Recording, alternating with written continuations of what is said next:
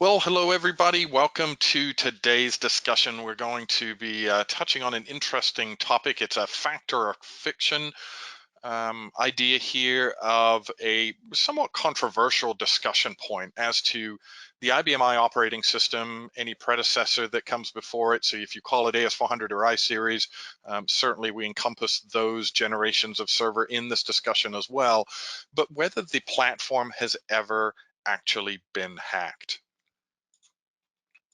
So my name is Robin Tatam. I'm the Director of Security Technologies here at HelpSystems, and it is my honor and pleasure to be able to present to you today. I mentioned that I would put up my email address so you can grab it from here. Otherwise, like I said, I can drop it in the chat box as we get towards the end of the session. And you're welcome also to follow me on Twitter and post questions there as well. So I've been with HelpSystems about 10 years, but I've been on the platform a lot longer than that. And that has given me an opportunity to spend time working in different areas ranging from development to engineering, and for about the last 15 years or so, specializing in security, risk, and compliance. In that specialization has led to some additional certification. So hopefully I'm in a qualified space here as one of you guys to be able to talk about the platform and from a security professional's perspective to give you some insight into some of the things that we talk to our customers about and in some of the things that we're exposed to during our travels around the world.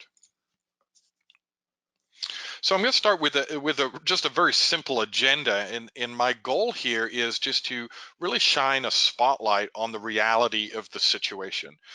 I still hear oftentimes from people that the IBM I is a platform that has never been hacked. We still have discussions about the fact that it is a secure platform, arguably the most secure platform most people ever have exposure to. And so part of this is a conversation revolving around terminology and semantics as to how that really plays out in the world. Now, there are examples of servers that have certainly been compromised, and these are things that we tend perhaps not to speak about very often. Perhaps we're in a position that we can't talk about them, we can't publicize these things because obviously we're engaged in a confidential manner.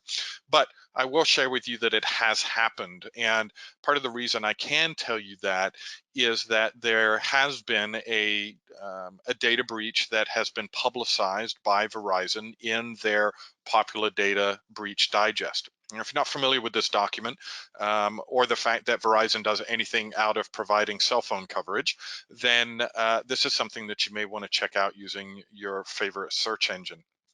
So the digest breaks down some significant events that pertain to data loss or data breaches.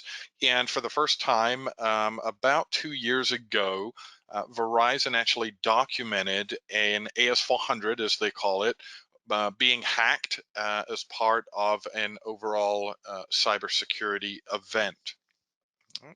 Now, in this case, the organization that was attacked happened to be a utility plant. It was a water plant. They remained nameless in the report, but we have a little bit of a sense of who it was based on some suggestions with regards to the location. But they happened to be running an IBM I platform and some application software there that was influenced by this data breach. And so what I'd like to do is just share with you some of the details around that particular breach, as it is such a kind of groundbreaking document based on the fact that this was the first time ever that the AS400, as they called it, was in this position. Now, inside the document, they referred to AS400 without the slash in the name.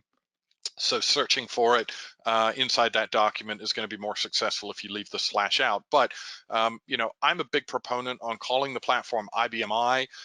We want to talk about the benefits of the latest iteration of the technology and acknowledge that the AS400 hasn't actually been manufactured since the year 2000, if you can believe that.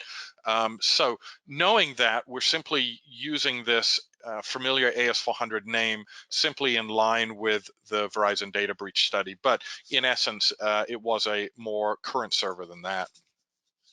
So what happened in this situation? Well, unfortunately, a hacker was able to make their way into a payment card application.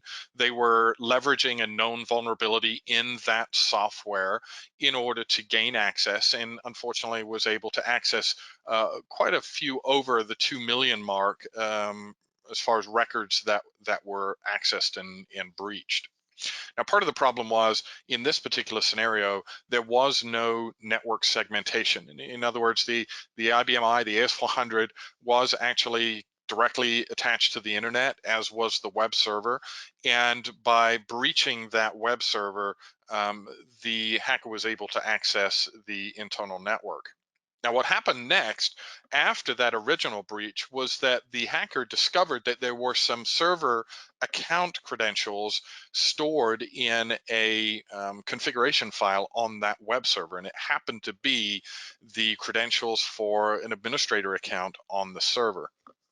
Now, these credentials were then subsequently used to gain access to the server, and the application that was running on this system, known as SCADA, some of you may be familiar with that, was an application that controlled the chemical supply or the chemical balance within the water supply, and there was manipulation made of those chemical distribution. Fortunately, there are enough safety checks and balances on the consistency of the water, the chemical balance in the water, that it was discovered that everything was out of kilter. But as you can imagine, anytime we have a utility plant like that and the potential for somebody anywhere else in the world to be able to influence the safety and the human consumption ability of that particular item, in this case the water, is a very scary thing. And when we talk about breaches, often we're focused on data that is associated with credit cards or social security numbers, but in this case the hack was influential, potentially in a life-threatening form. Good to know that it was caught in time, but we would rather not be in that situation in the first place.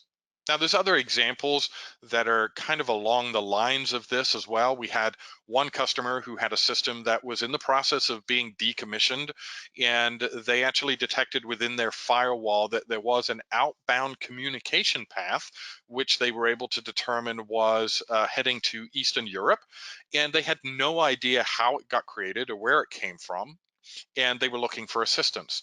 Now, truth in lending, we don't do that type of investigation. We would always recommend that somebody would contact the FBI if you're in the United States, or whomever is the governing law enforcement body in whatever country you reside in, so that they can do a full investigation. Now, because of the fact that it was referred over to the FBI, I don't necessarily have any closure on it with regards to how that did happen, but it is another example of different types of accesses that were unauthorized and data that was potentially breached or leaked to the outside world. And so this is a real thing. So really the one clarification that I want to make, pretty early on here is that we really can't blame the platform against which this happened, because in both of those examples and many more that I could provide, what we tend to see is that it is not, in fact, a failing of the server. It's not an exploitation of a vulnerability within the operating system or the server hardware layer, but in fact is attributed to somebody who has simply misconfigured the server, or not even configured it at all, and put it in a situation where it's inviting these types of attack. In the case of the water department outlined in the Verizon data breach study, there was no firewall. Now, I know you're probably sitting there thinking, well, that's obvious. I mean, everybody has a firewall at this point, but you'd actually be surprised that we do occasionally find systems, including IBM servers, which tend to be more internally assigned, being positioned on the internet. And unfortunately, that means that it's simply an inevitable act that somebody's going to find that IP address and they're going to attack it. In many instances, going to find a way in. So we can't blame the platform. I'm not going to point out that there are specific vulnerabilities within IBM. So hopefully you're relieved by that fact.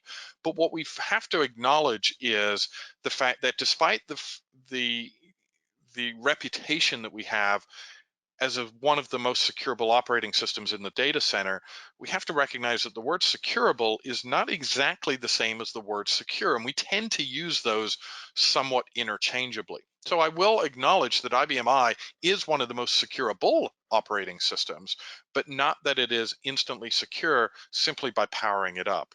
Now, if you're more of a visual person like me, perhaps you can associate a little bit more with this. Here we have a device that is very capable of being secure, but in its current iteration, it is wide open. And that's the same thing with IBM. It is very capable of being secured, but unless you've proactively taken the necessary steps, there's a very good chance that it's sitting in this open state. I often hear from customers that they rely on their application vendors, or there is an assumption that IBM has done some work. So what I thought I'd do is just share with you my perception of who owns responsibility in this conversation. And it really comes down to three primary responsibility people. First of all, of course, at the top, we have IBM.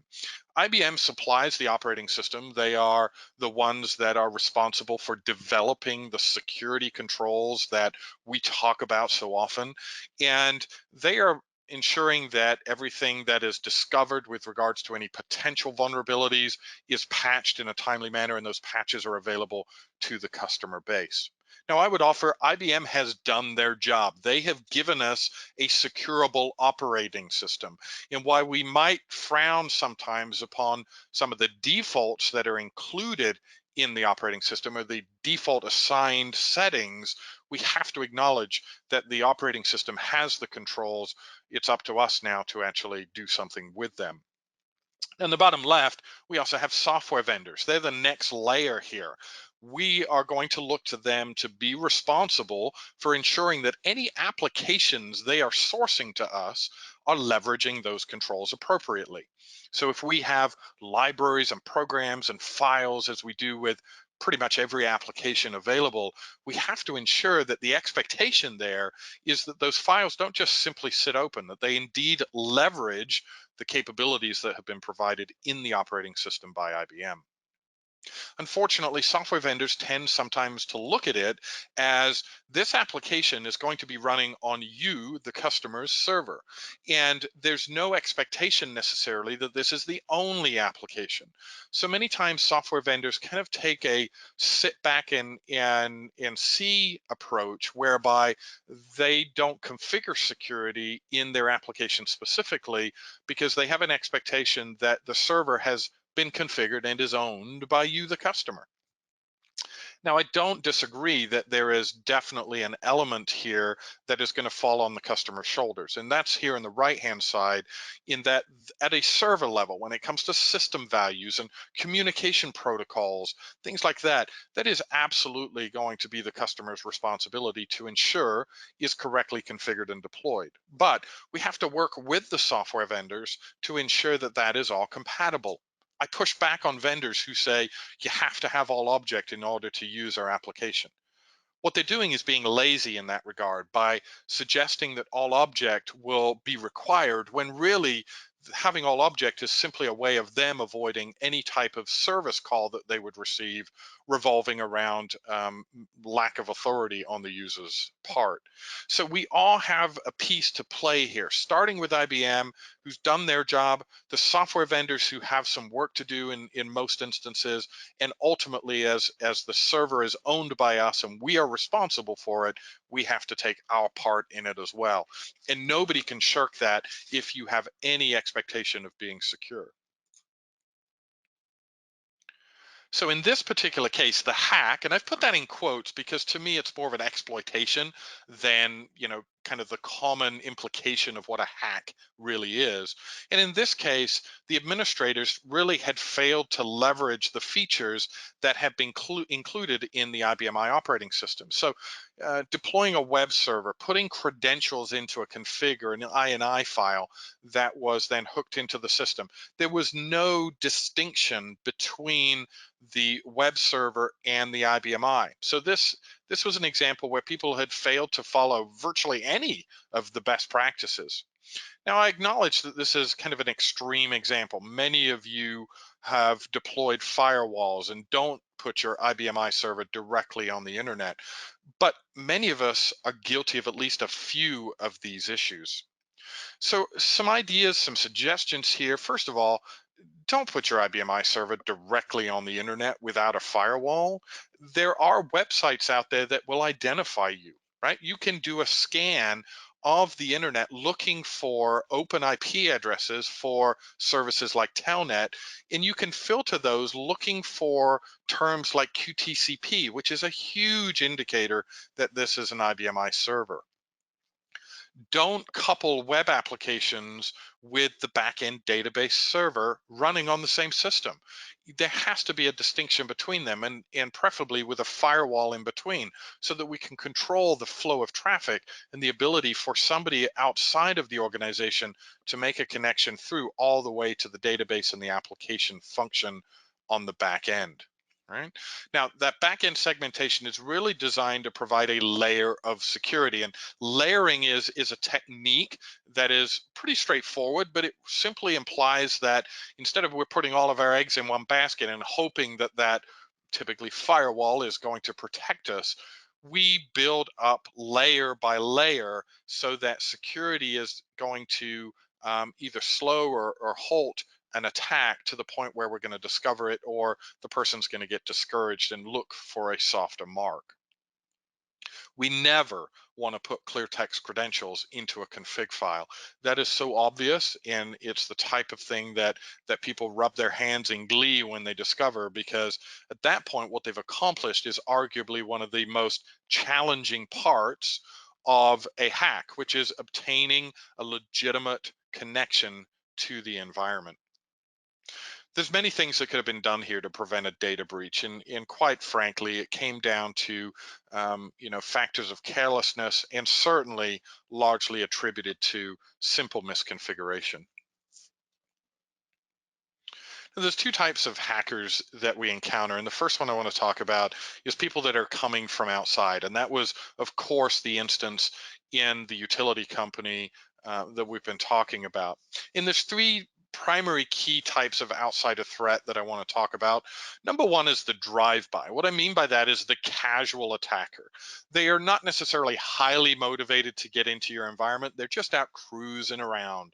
Maybe they've come across this open IP address, and they're looking to see if there's any services that are responding to it.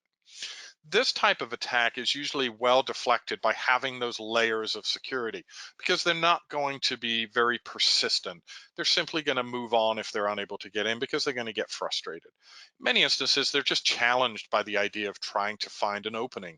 Maybe they're in school for cybersecurity and they're leveraging some of the things they've learned to find out if there are indeed real servers out there that are as open as perhaps they are in the textbooks. We then have those hackers that are leveraging a specific or known vulnerability. These are often published. Oftentimes they're not patched in a timely manner. And that's something we saw with the WannaCry virus in 2017, whereby a very well-known vulnerability was targeted. And even though patches were available, so many people had not applied those patches and left the system exposed. Now, these people are more motivated. What they're tending to do here is leverage tools and skills that are more likely to get them further into your organization. And typically they're motivated by some type of personal gain, be it monetary or potentially political as well. Now, speaking of political, we also have the potential of targeted attacks. This is where we have gained the attention, perhaps, of a political group or somebody that is highly motivated to get into the environment.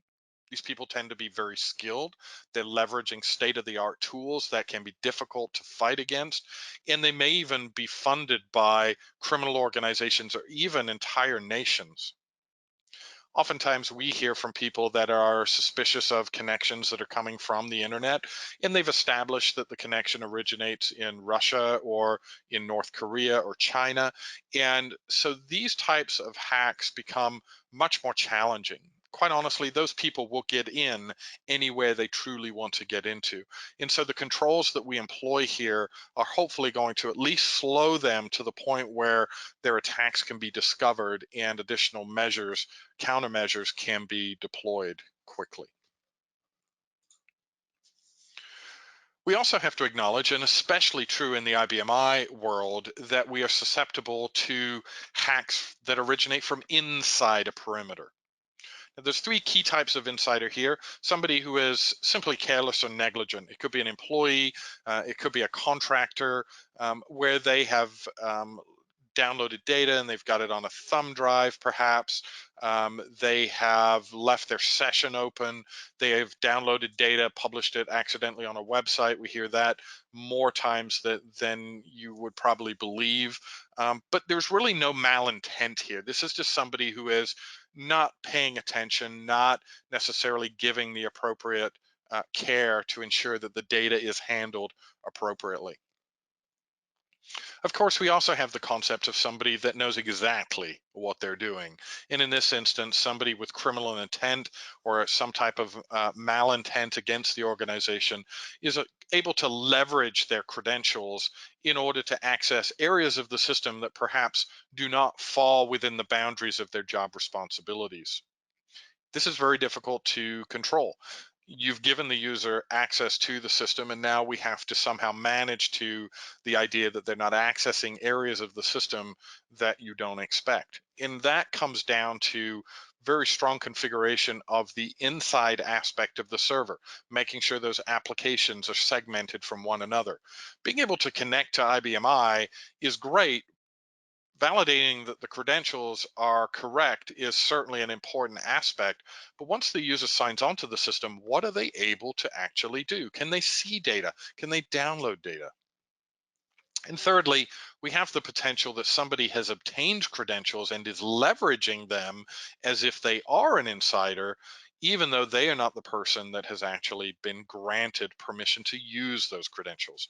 And that could be somebody who is also inside the organization and is just leveraging a service account or a default password, but it could also be somebody who's coming in from outside. They've obtained passwords perhaps through a hack of another environment, maybe unrelated to your own organization. A lot of times people look at the documented data breaches of things like Facebook and Pinterest and other websites, and we think, really, does anybody care what I'm doing for crafts for, my kids on a Saturday? And the answer is no, typically not. But what they do know is that they're able to build out a very significant dictionary of used passwords, knowing that users have a tendency to recycle those passwords for different purposes. When LinkedIn was breached a few years ago and millions of passwords were exposed, it enabled people to really build out a very comprehensive dictionary, not just of dictionary words that we think of that are common in your language, but also that are being used as passwords. So no matter how complex that password is, if we now have it in our dictionary, we can leverage that in a brute force attack. If you're not familiar with IBM's X-Force team, other than being a really cool name, these folks are very active in research and analyzing data breaches. And one of the charts that they publish is this guy right here. And I think this is a really valuable piece of information. What we take from this interesting piece of art here is based on the number of colored circles and the size of the colored circles. And the size indicates the associated size or ramification of a particular data breach. The color, as you can tell from the key there, indicating the source or reason that the breach occurred. The biggest segment here is misconfiguration, but the second biggest is undisclosed. And I would offer that a significant portion of the undisclosed is probably attributed to misconfiguration.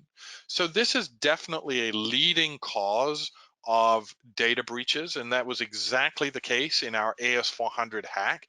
Is a simple misconfiguration led to a significant event that could have been potentially deadly.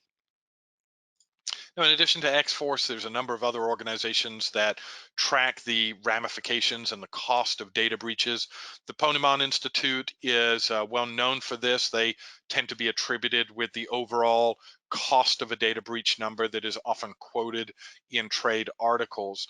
And what we see is that the US is leading the way here. Now, we love to be number one in many things, but unfortunately, this is a bit of a bit of a challenge here, because this is an instance where perhaps this is not where we want to be. But the global average of a data breach typically ranges between about $140 and $160 per record breached.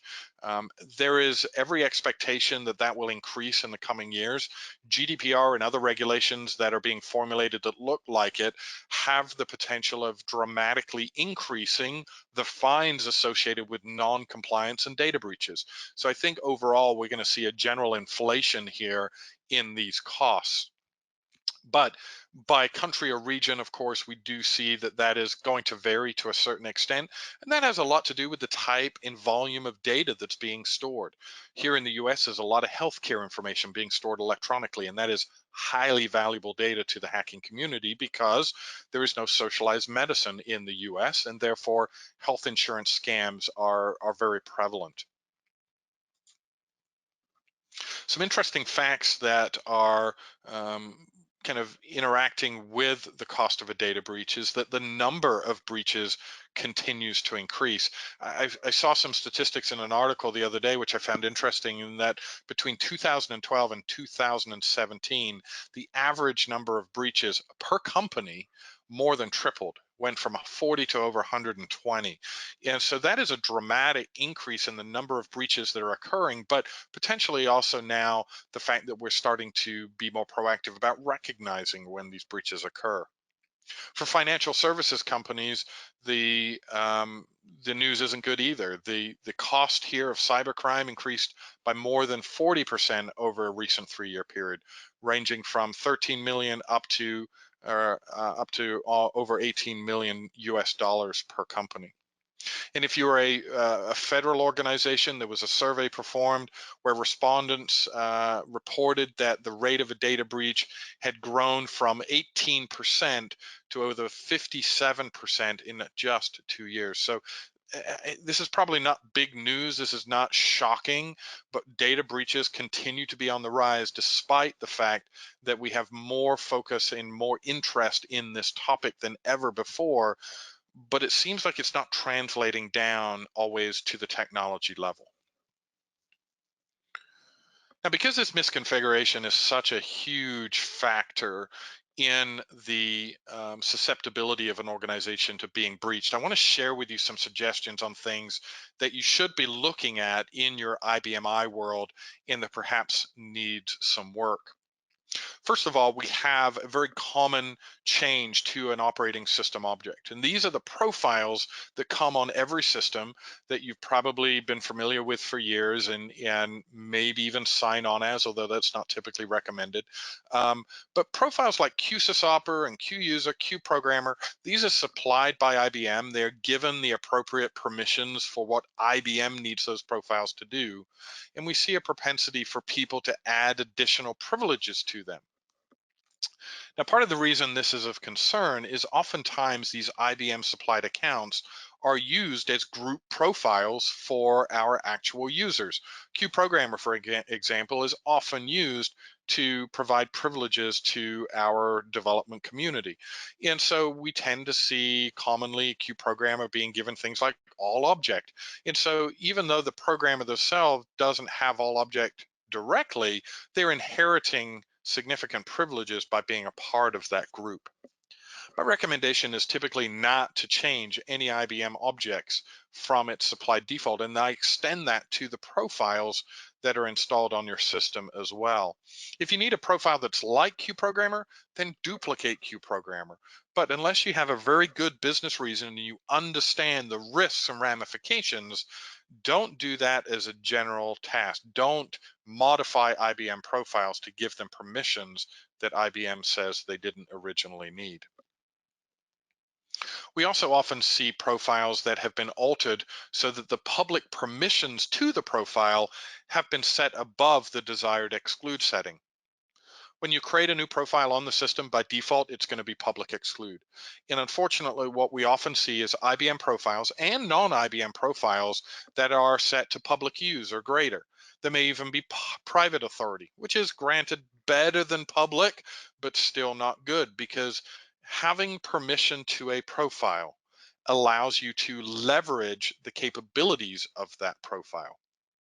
I'm not suggesting you could sign on as the account, because you'd have to know the password information as well, and hopefully that isn't disclosed information. But I can also submit a job as a user without knowing the password. So if I discover that the QSEC offer profile has been set to public star use, I can indeed run a submit job and say, run the job as that privileged account. In that job will run with the privileges of the target profile, not just mine. And it's an easy way to exploit a system.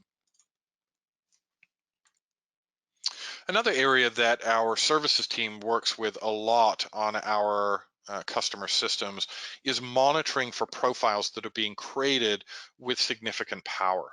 Oftentimes it's all object, but there's 7 other administrative privileges that could also be private authorities that are being granted.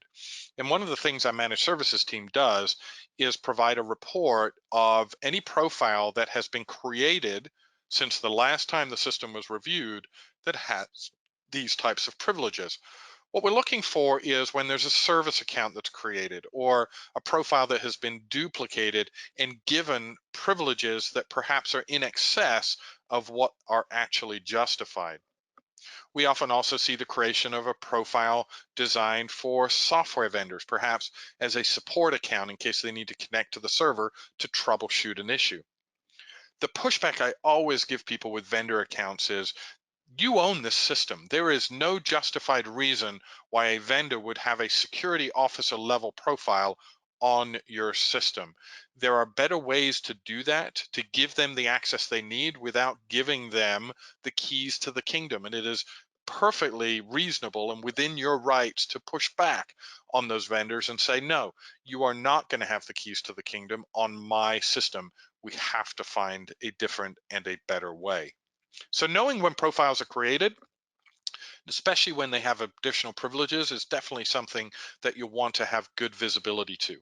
When we do scans of systems, we often give an identified list of, here are the 170 profiles that have all object, and I'm looking for justification from the admin staff, and oftentimes they weren't even aware of which profiles had all object in the first place. Making sure that you have good security policy is always the foundation for defending from a cyber attack. And one of the most obvious ways that people gain access to a system is by compromising their credentials. Now, we like to think that we have good, strong password policy, but it is amazing how often we still stumble across profiles that have a password that mirrors the name of the profile. In other words, my user ID is Robin, and my password is also Robin. And let's face it, that's probably the first guess that somebody is going to make. What we have to do here is really look at the provisioning process. The good news is only administrators are able to create a profile with a default password. End users are banned from this based on hard-coded limitations in the operating system. So if you resolve the issue at the provisioning level, this issue goes away. Oftentimes we see service accounts set up this way. There is an expectation that the profile is never used for sign-on. Maybe you have the initial menu set at sign-off and the initial program set at none, so that the expectation is, yeah, the user may know the password or be able to guess the password, but if they try to sign in, they're going to be bounced right back off. And unfortunately, what we're not doing in this scenario is acknowledging that there are other ways to connect to the system that don't process initial menus and initial program directives.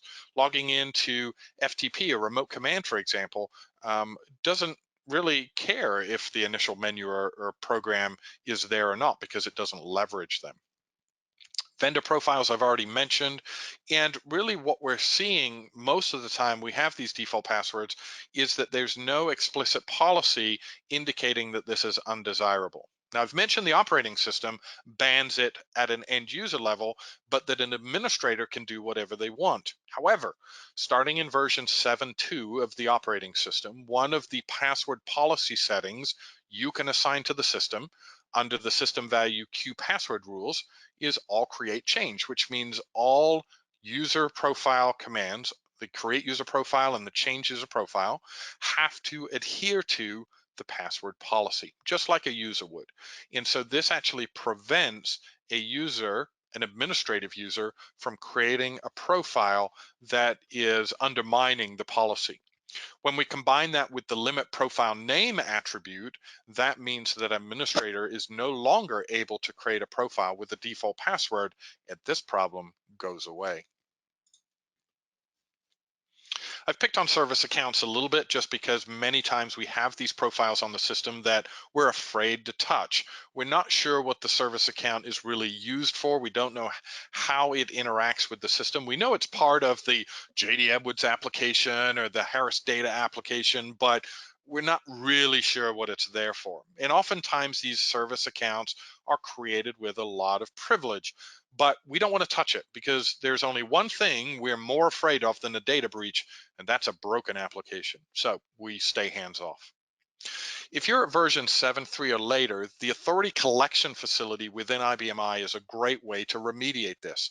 You can get visibility to what that service account is doing, the objects that it is accessing it, the amount of authority that was used to access the object, where that authority came from, and how much authority was actually required. So a lot of the guesswork has been taken out of this concern, and so we can be pretty definitive on determining how much permission in any account, including service accounts, actually is required to have. If you're not quite at 7.3 yet, then another approach that seems to work is to make that service account a member of the group profile that owns the application. Now, if it's just a single profile that owns the app, that's okay. Making the service account a member will elevate, if you will, that owning profile up to a group status. Now, the service account, being a member of the group, allows it to do all things to the application objects, because by default, the owning profile is automatically granted all permission to its own objects. But it offsets the risk that the all object authority has in that not only can it access this application, it can access every application, including the operating system. So it allows us to constrain the user or the service account to at least just the associated application, which is a much better way than giving the entire keys to the kingdom away as part of that requirement. I also recommend shops take a look at any objects that are being created to ensure that they're performing a officially sanctioned task.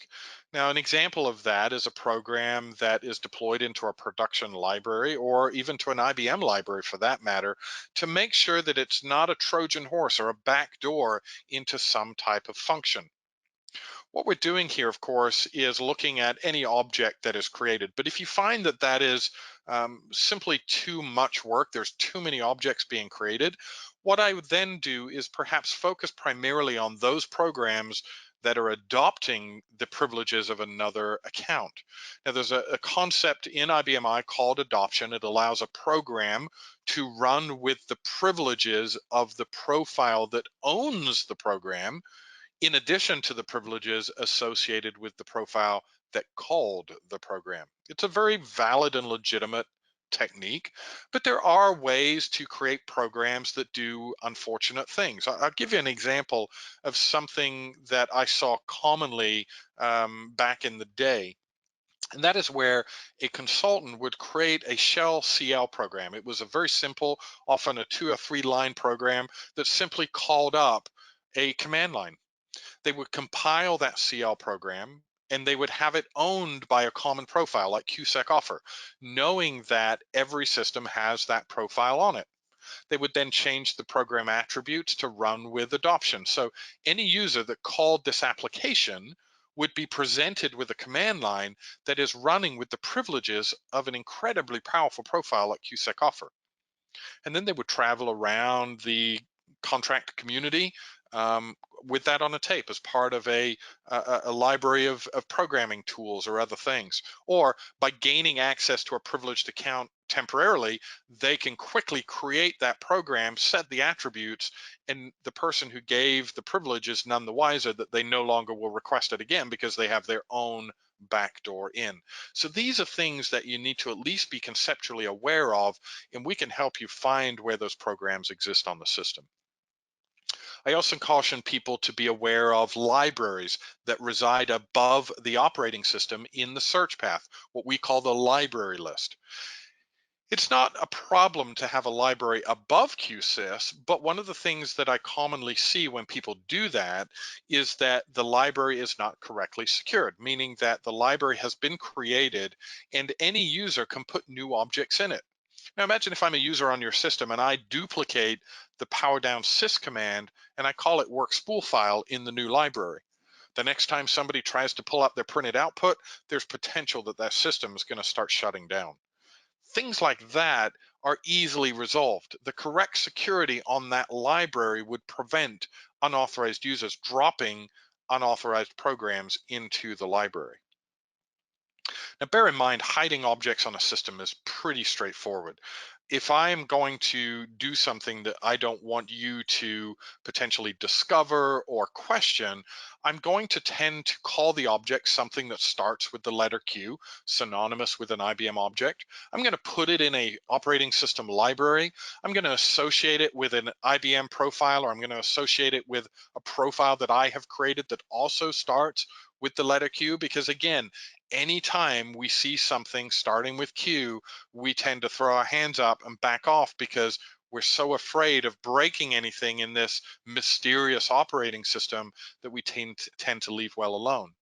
But there are ways to tell if an object was created by a user or created by IBM, not simply by the fact that it starts with a standard naming convention. And these are all tricks and techniques that we're happy to share with people. And all you have to do is just do a little bit of research. Device timeout is an easy solution as well. For people that walk away from their sessions, leaving them signed on, oftentimes with a privileged account, is extremely problematic. And most regulations, of course, speak to the importance of shutting this down. I have a preference that if you're not going to do it at a green screen level, maybe you're using tools like Navigator here, or you have an application that is not green screen based, have a policy at your network operating system level, perhaps Windows, that automatically locks the entire workstation. So if somebody goes to lunch, you don't have drive shares and 5250 sessions and PC connections that are available to the server that could be used by anybody just simply walking by. You also want to get into the mindset of locking your workstation when you walk away from it. Simply hit Control-Alt-Delete in Windows and just take the option to lock your workstation. These are all easy ways that you can reduce the risk of somebody leveraging an potentially powerful profile.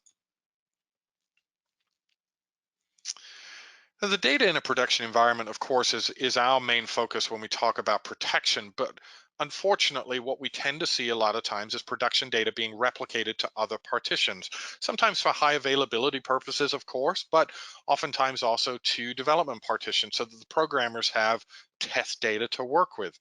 We oftentimes don't scrub that data, although there are tools in the marketplace that will do that quite effectively. We also rarely see that development LPARs are secured in the same way as the production LPAR.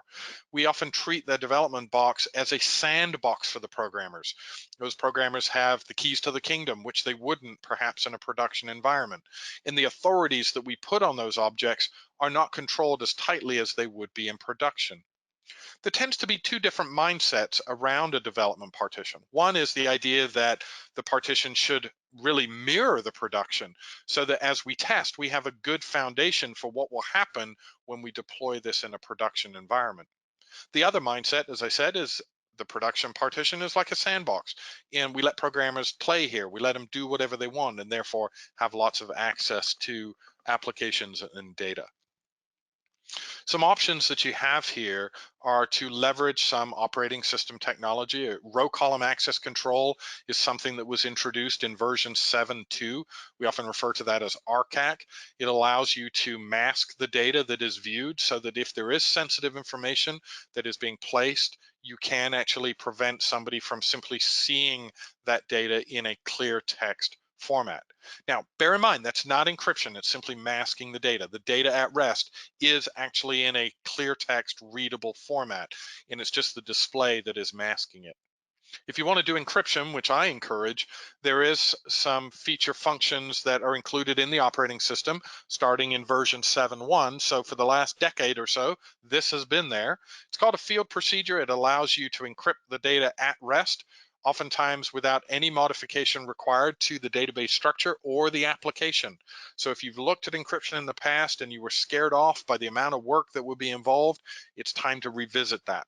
The PowerTech encryption tool in our portfolio is designed to leverage those field procedures, the IBM supplied functionality, to make that very, very straightforward. It is arguably one of the most popular initiatives we're working with customers on at the moment. If you are a developer and you're building applications, then testing those applications is probably a big part of what you do. Unfortunately, we hear from many people that they're going to test and ensure that the programs are bug-free before they start then applying the security controls. Unfortunately, what tends to happen in that scenario is that we promote the applications and we're then scared to change any profiles associated with the application because we're under the gun to get the application deployed, and we don't want anything to interrupt the ability for the user to leverage the app and the data. Quite honestly, the design of the security for an application should come either before or during the main application design. How is the user accessing data? Are they using a green screen, a PC? How are we going to secure that? If we secure it from all users, how do the legitimate application users gain that access back? Is it adoption? Is it swap profiles? We need to know that as part of the design of the application, and the programmers have responsibility of being a part of that discussion, a significant part of that discussion.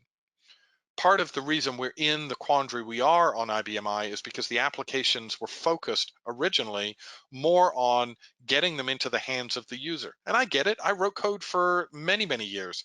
It's all about giving them the feature and function to make a particular business process easier to use. And security tended to be an afterthought, and those days are over. We have to resolve that and build security in from day one.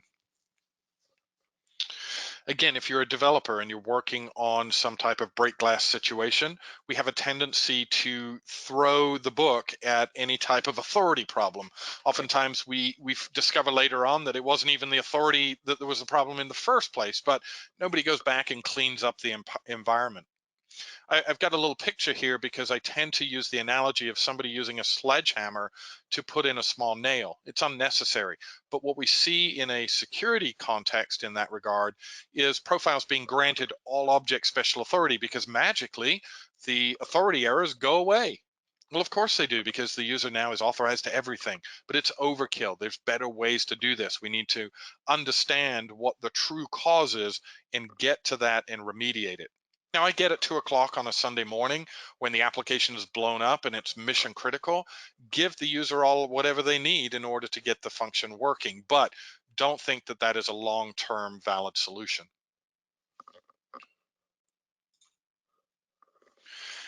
Most of us are using drive shares in Windows, and this is a function that's been around since the days of the AS400, but many of us continue to use it today. In essence, what we're doing is providing a path to the server using Windows Explorer. We often refer to it as a net server or a mapped drive. Just understand that many shops do map the root folder. That is the primary connection point. But if you do that, especially if it's a read-write share, what you're exposing is not only the files and the folders that are part of the integrated file system, but as part of the IFS, we're also sharing the operating system library and all of the application libraries, right? So sharing root is always a no-no, especially when it's a read-write share. And that's something that you'll want to look at, determine what shares are out there, which ones are necessary, and ideally use an exit program to control the access above and beyond what you configure at an OS level. So if you're intimidated by IFS security, don't be. There is a quick and easy way to do that, and the term exit program is part of that conversation. I mentioned WannaCry from 2017, but one of the things that you want to be proactive about is making sure that you apply patches in a timely manner. Now, patches to us in the IBMI native world are referred to as program temporary fixes, PTFs, but especially if you're using open source or any type of PC-centric technology, WebSphere, Domino, any of the open source programming languages, all of these things have a greater propensity to need to be patched than anything perhaps we're used to in the native world. So it's very, very important that we have a consistent policy and that we follow that policy to make sure we are as best protected against known vulnerabilities as we possibly can be. Making sure that you encrypt your sessions. We still see a lot of people that have connections into the server that are running in the clear. So the user ID and the password is visible to anybody sniffing traffic on the network. Then the data that is obtained in the application is passed back to the workstation for display, and the travel of that data is exposed in the clear. This tends to be something that's fairly easily resolved, but if it is currently open, just understand that protocols like FTP and ODBC, Telnet, which is your green screen, and if you're still using SNA and pass through to other sessions on other servers, all of this data is visible on the network. Now, if you think people don't ever look at that traffic, then think again. This is a guy who would drive around and had a little antenna and was just curious about the types of things that he could discover. And not that he would exploit them, but some of the training he had gotten in college with regards to the tools that were available and how people leave their system exposed had him curious. And this is something that does commonly happen. Oftentimes it's just that drive-by approach that I mentioned before, but it does happen and you need to be cognizant of that.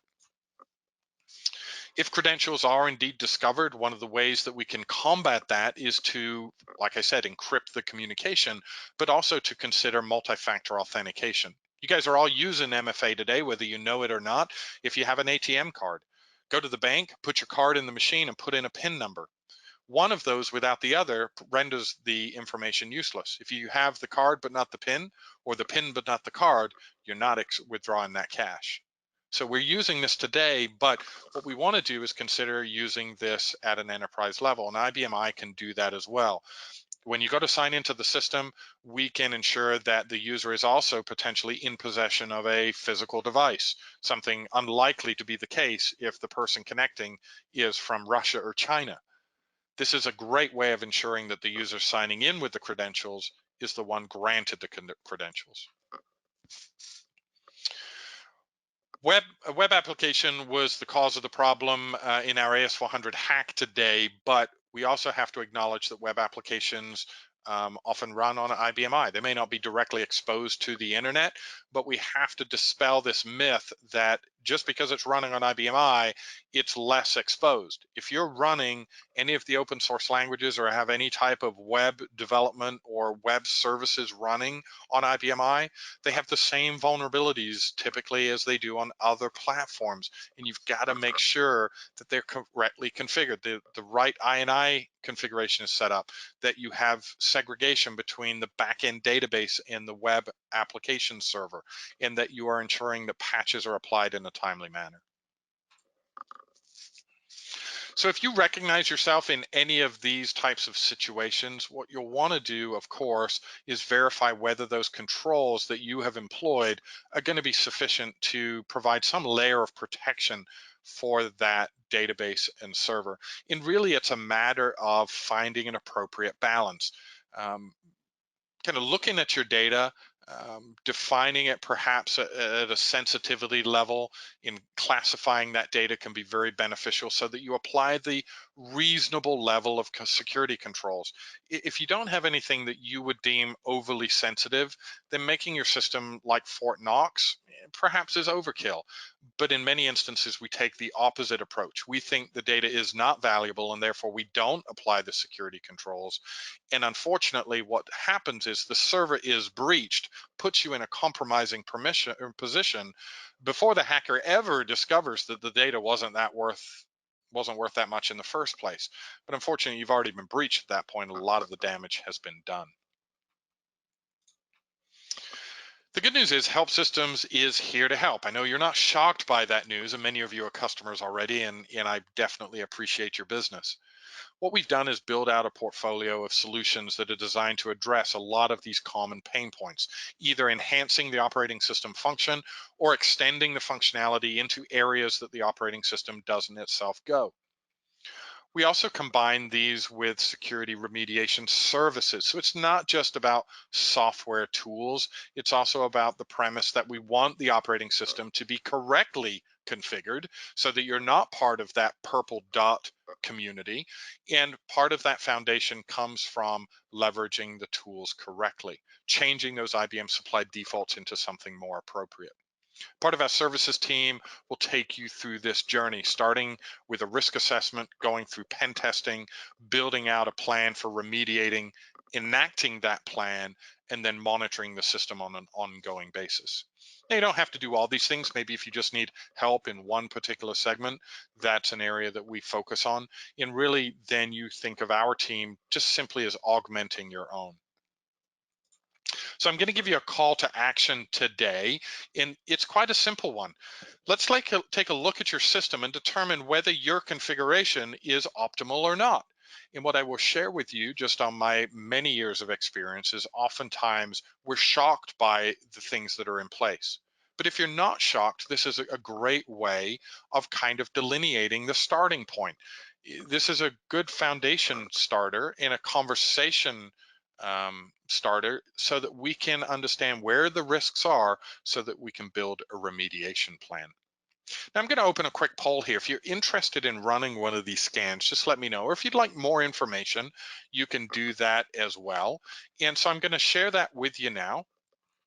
Just a very quick question. We'll just take a moment's pause here for you to do it. And there's no cost associated with this scan. There's no obligation either for that matter. And if you've done one before, but it's been at least a year, then let's run another one. The benefit that you get is that this data is yours to keep. It puts a nice published report together that you can print out. You can put it in a PDF form. You're welcome to share it with anybody on your staff.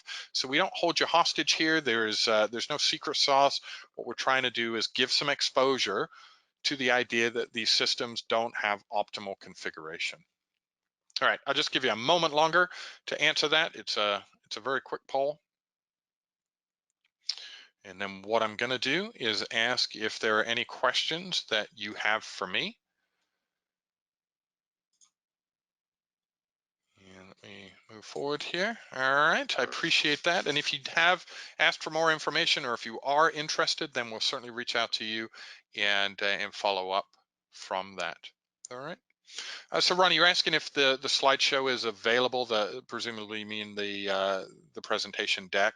A couple of other people asked that as well, and yeah, we can certainly make that available. I don't know if we send it automatically. I'll check and see, but I think we do include that, and if not, I can certainly make sure that's available.